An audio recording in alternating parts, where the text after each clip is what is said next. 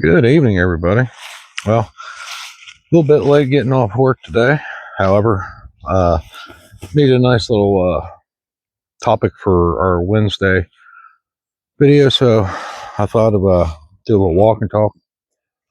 We're just close by here at the sawmill. So, all right, today's topic: eating bugs. It's sort of a survival trope. Has been for a very long time. So we'll want to talk about that. So stick with me, guys, and we'll get right into that subject. Okay, eating bugs. That is, let me readjust the mic here, guys. I'm not sure how well the audio is going to be if that clear down there. Okay, eating bugs. All right. Now, while there is quite a few insects that are edible, and most of them, it'd behoove you to actually, get them on the fire because, I know one that's pretty popular. And due to the size, and it does have some nutrition in it, is large grasshoppers and things like that. Now, those tend to have parasites in them, especially tapeworm. So, you eat insects at your own peril. That's why I find it better to have something in your kit, if not on your EDC, to help you attain food, like a small fishing kit, some means to make traps. If worst case scenario, maybe you could do a primitive trap, something of that nature, versus digging around under stuff looking for insects and the likes to eat. For one, the calorie gain is pretty nil for small insects. Now, if you're in a place where you can catch crustaceans, whether it be crawl crabs, yabbies, someplace like in Australia have those really big mud crabs, which is actually well worth the effort. So, depending on your location, you may have some advantages compared to other places. However, in that case, you need to do your research, because I can't sit here and list them all off. I mean, this video would be quite long. So, kind of take your area into consideration, do a little bit of research, find out what kind of crustaceans you have, and if they are safe to eat, if there's a certain time of year, that sort of thing. Now, something else I'd like to get into whenever we get the chance is, as far as passive fishing or passive hunting, which would be traps, and versus active. Now, I think if at all possible, having a little combination of both is probably the best way to go. So, say, like, for example, and if you hadn't seen this video, I have it, as soon as I find it, if I didn't just drop it on the ground. This is a micro fishing kit. I mean, there's not a lot in there. I got some really small hooks, some lines, some sinkers, and some little chunks of artificial bait. However, just in this little tiny thing, though, it gives me the opportunity to at least catch some small panfish, like crappie, bluegill, and the likes. And if you're real patient, you can actually catch crawl crabs that way. Small and lightweight as this thing is, I have the ability for fish just in that. Now, is it ideal? Absolutely not. It's not the best thing going, or say versus, rod and tackle proper. Yeah, that'd be great, but I can't carry that on my person all the time, 24/7. That's why I have this small little emergency kit in my pocket that I can carry 24/7. So makes it a part of your EDC that way, which I'm a pretty big supporter of, is having a pretty strong EDC. That way you can, in fact, accomplish some things, like being able to make some primitive hunting gear, like an atlatl. If you don't want to carry something large like a big multi-tool, something as small and as simple that is currently stuck. Give me a second. There we go. This little guy, because it does have a good blade on it, an awl, and of course, good saw. This little guy, you can do things like make primitive hunting weapons with. So that's some food for thought too. Try to make sure your EDC is going to be able to support you with whatever endeavor you may have to do. Okay, so what about having some food on you? Not a bad idea if you can carry it. Let's say if you got a small, say a fanny pack, or if you're a lady and you happen to actually still carry a purse, something like that's fantastic.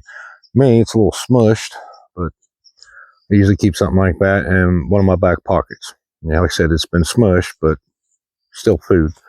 Simple Nutri-Grain bar, Nature Valley, sweet and salty, dark chocolate, peanut, and almonds.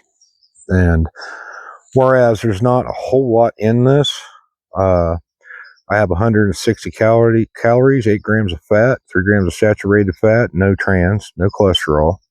Do have 120 milligrams sodium, 21 carbs, a little bit of fiber, some protein. But the point of it is that would be equivalent to probably 4 or 5 fistfuls of insects, and far more pleasant to eat. Now there's a lot of companies out there making some pretty nifty supplement foods. They're kind of like those little emergency bars, almost like those little life raft kind of bars, and some of them are pretty small. So I definitely look into that. If you can carry a few of those on you, may not be like a full meal, but having nutrition put in your body is pretty important.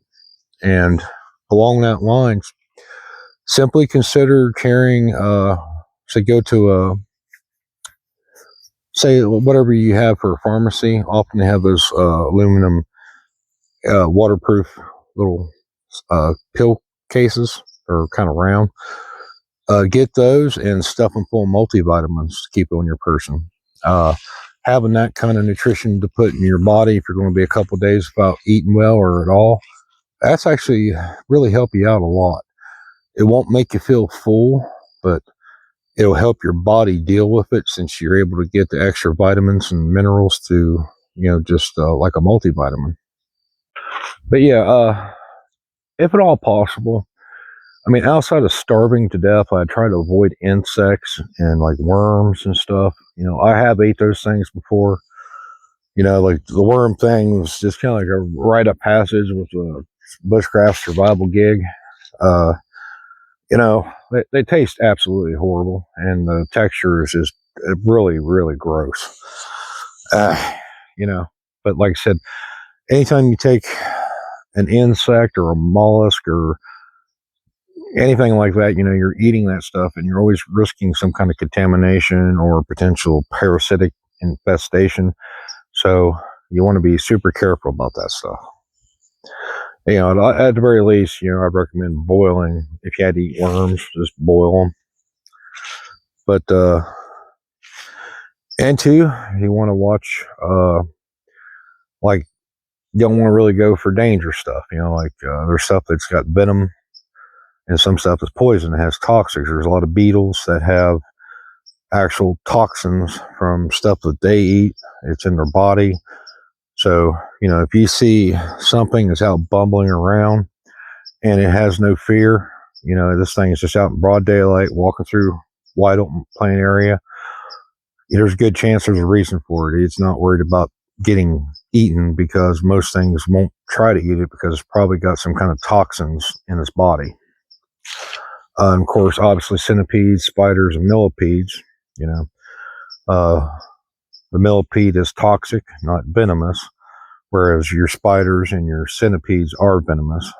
But don't go after prey that can go after you unless you have absolutely no other choice. And you can equate that to reptiles and mammals as well.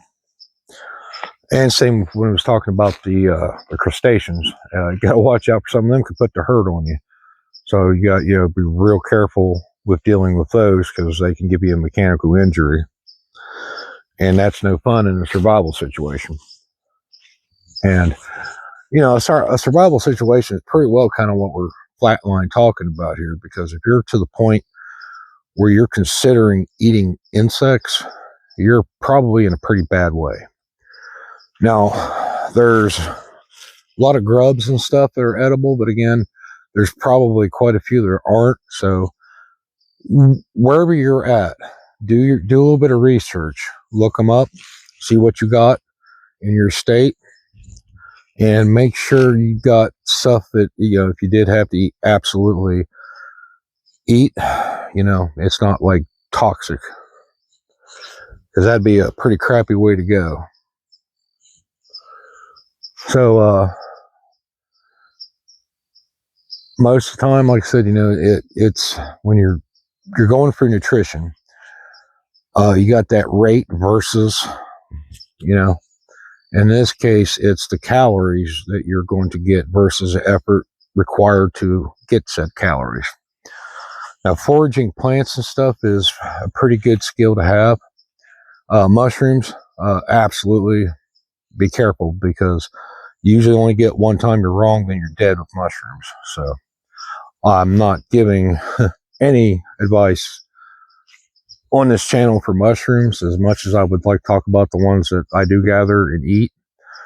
I'm not doing it because there's been too many people who have unfortunately perished because they thought they had the right mushroom, and it turned out it wasn't. It was a deadly lookalike.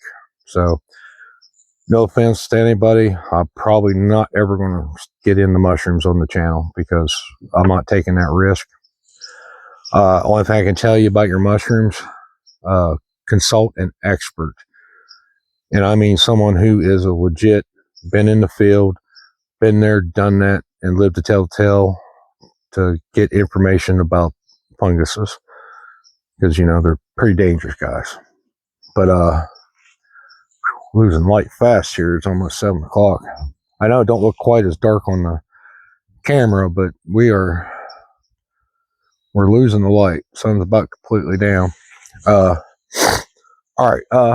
So now, like I said, I've been in situations, and it was part of just practicing and training, where I have eaten worms and insects, and of course I like eating, out here we call them crawl crabs. We got lots of those in our creek systems. When I was younger, I used to catch those, boil those with some salt water and butter, just to eat them for the fact I like the way they taste. And whereas that's I probably definitely expended more calories than I got. Now, the best way to do that, if you can make or have access to some kind of crawl crab trap, because when I was younger, I was out there in the creek catching them by hand. So I was out there standing in the water, sometimes up to my chest, sometimes down to my ankles. But I was in water losing body heat, which, when I was real young, that didn't bother me. I had no concept of cold. However, my body was still burning the calories regardless of whether I felt uncomfortable or not. And at the end of that day, I got to go home and eat a big dinner. So now, if we removed all those modern conveniences and comforts out of that scenario, unless I had no other choice, that was actually kind of dumb for me to have done that. But I wasn't in a survival situation. So first thing, I guess, would be to identify whether you're in a legitimate survival situation or not. And then, of course, you have to go from there. Now, me personally, I'm going to make primitive traps. I'm going to go for larger mammals. I'm trying to get something like a raccoon, possum-ish kind of size. Those are easier traps to set up, and you can get good, well-made, and you can get kill traps that will pretty much take the creature out virtually instantaneously. Whereas, like I said, making something like a survival bow or an atlatl, something like that, you're out there actively hunting, you're burning a lot of calories. Then, of course, there's always, do you have good hunting skills, tracking skills? Can you walk through the woods like a shadow? Are you going to have luck that day? There's a lot of factors in being, active. So I think it's best, if nothing else, if I can do traps and worry about my where I'm using for a base camp while I'm in that situation. Make sure I got firewood if I need it. Make sure my shelter's good and straight. No major water leakages and that stuff. And then if that's all squared away, and say my traps are doing their job, and I'm getting nutrition, I'm getting water, then I might just go out and say, okay, I got all this stuff covered. Now it's time to be active about hunting. And, marking your trail, obviously, so you can get back to your campsite. But with the failing light here, guys, we'll sum up the video real quick. If you are, in fact, going to consider eating insects, and I'm gonna put just about any creepy crawly in that category. I know a worm's not an insect. I know that. A spider's not an insect. It's a arachnid. I got it. The point of the fact is you're catching creepy crawlies, small creatures like that to try to get nutrition and stay alive. Focus on your area. Like I said, find out what you can and can't, or if there's any particular methods to doing it. Like I said, usually in most cases, a fire and or boiling, whether you just put it on the fire or boiling, is going to be your best friend. So keep all those things in consideration. Don't just grab some random stuff up, throw it in your mouth, chew it up, and try to swallow it, because if you don't know, it could hurt you. I mean, if you do know already, then good on you. Feel free to leave some tips. Mention some stuff in your area, if you would. I mean, I'm not trying to have anybody put themselves out there if you don't want to mention the state, or if you, at the very least, mention the state but not your hometown, something like that. I know no one wants to really put their personal information out there, but if you got something important or valid to share with anybody else watching that could be, important to their safety, feel free to share. I'd love to hear it, guys. And with that, everybody have a very good evening and an even better tomorrow, and I'll see y'all soon on another video.